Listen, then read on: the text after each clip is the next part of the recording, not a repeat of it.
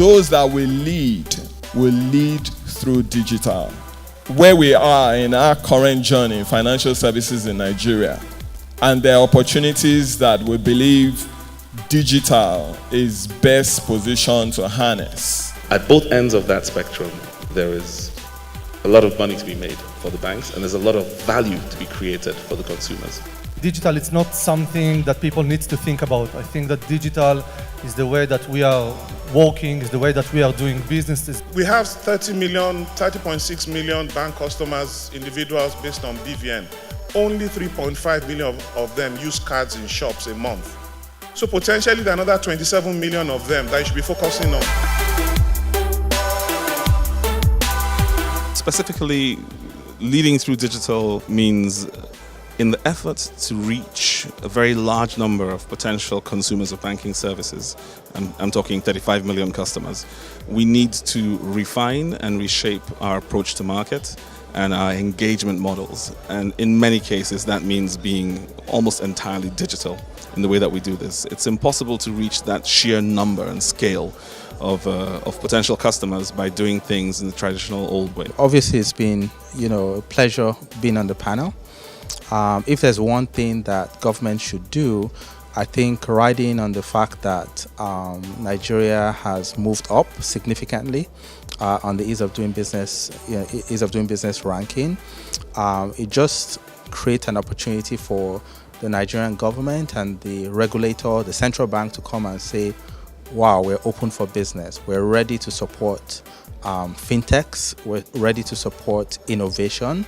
We're ready to export innovation all over the world. I think the first benefit is the network of both fintechs, aspiring fintechs and banks. So this session has been able to bring together multiple stakeholders from the regulatory side, from the operator side, and from the fintech side. And I think the key message emerging is that collaboration is probably the way to go. Digital is a given. There's certainly, it's like breathing, like taking in air. It's there. You might have been a baby in your mother's fetus not knowing about air, but you would come out one day and have to deal with it. So we need to get real. We need to get real as financial service practitioners, even the average person on the street, that digital is here to stay. And scaringly, more of our decisions would be made over the digital networks by other people and machines that are not us. And the quality of the feedback we'll get is tied to the amount of data and information that's available. I love the discussion on artificial intelligence. It's something we've been looking at, especially as you get more customers on the digital realm. How do you scale up your contact center? So, that's been a challenge, but I think artificial intelligence is the way to go on scaling up the contact center. So I found that discussion very interesting.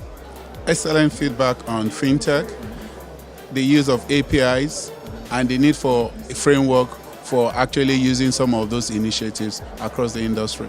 One key takeaway is that consumers have choices. I took it away from the KPMG colleague that came in from Israel, that consumers are not looking for necessarily banks. They're looking for people who can drive their agenda and drive payments. So basically, consumers have choices between banks and fintech companies to achieve their payments or whatever it is they want to achieve. Digital is not something you need to think about. It's the way that we are working. It's a part of our life. You don't need to have heads of digital in those financial institutions.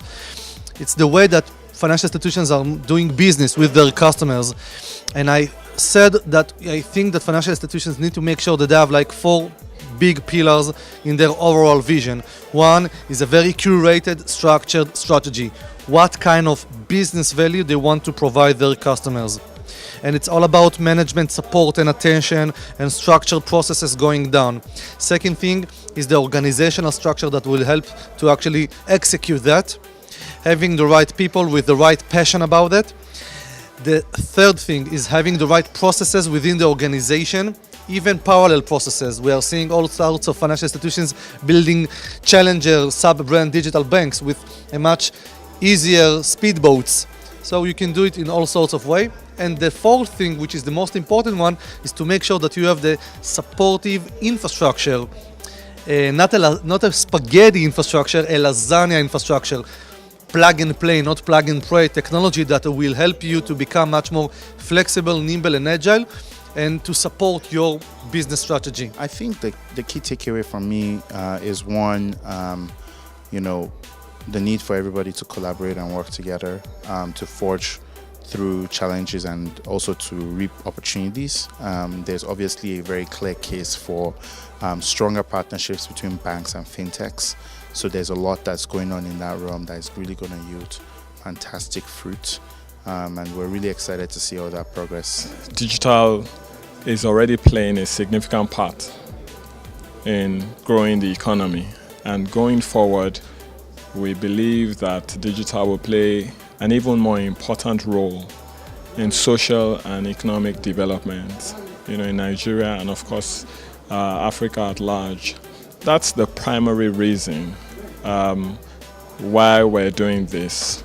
And very closely tied to that is ensuring that the different players in the ecosystem, the banks, the financial institutions, the regulators, the fintechs, investors can come together and talk about the issues that we need to talk about as a country and as a market that will move us forward.